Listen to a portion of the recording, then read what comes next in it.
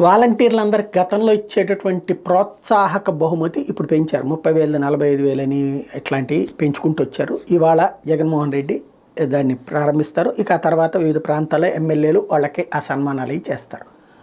అసలు పాయింట్ అలా ఏంటంటే వాలంటీరు గత 4 ఏళ్ల నుండి చిత్తశుద్ధితో పనిచేస్తున్నాడు. ఈ ప్రభుత్వం ఇవాళ సగర్వంగా ఇంత మీడియా అటాకింగ్లో కూడా ధైర్యంగా జగన్మోహన్ రెడ్డి ఉన్నారు అంటే పార్టీ కార్యకర్త కానీ పార్టీ సింపతైజర్ అయినటువంటి వాలంటీర్ వల్ల.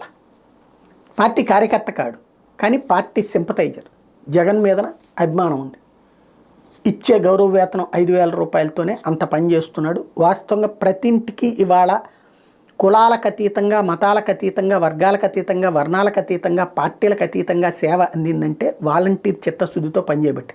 కొన్ని చోట్ల దొంగలు ఉండొచ్చు, ఎవరు రాజకీయ పార్టీ పరమైన ఆలోచనలు చేసే దొంగలు కూడా ఉండొచ్చు. కానీ 100కి 99.9% సక్సెస్ అయింది. అదే కదా ఇవాళ జగన్మోహన్ రెడ్డి ధైర్యం.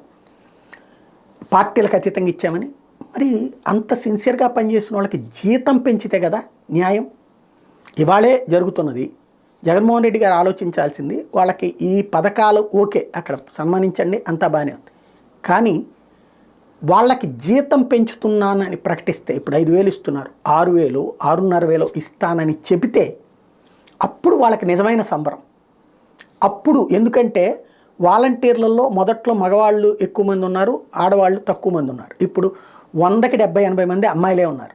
ఆ ఏరియాలో చిన్న చితక పనులు చేసుకునేటటువంటి వాళ్ళు, లేదంటే కనుక ఇంటికి పరిమితమైన అమ్మాయిలు కూడా ఇప్పుడు ఈ రంగంలోకి అడుగుపెట్టారు. చక్కగా చేసుకుంటున్నారు, సిన్సియర్గా నిజాయితీతో పనిచేస్తున్నారు వాళ్ళు. ఇంతవరకు అయితే వాళ్ళు ఎక్కడా లంచాలకు అలవాటు పడలా. కాబట్టి ఆ సిన్సియర్గా పనిచేస్తున్న వాళ్ళకి ఒక 6,500 జీతం పెంచితే అప్పుడు న్యాయం చేసినట్టు.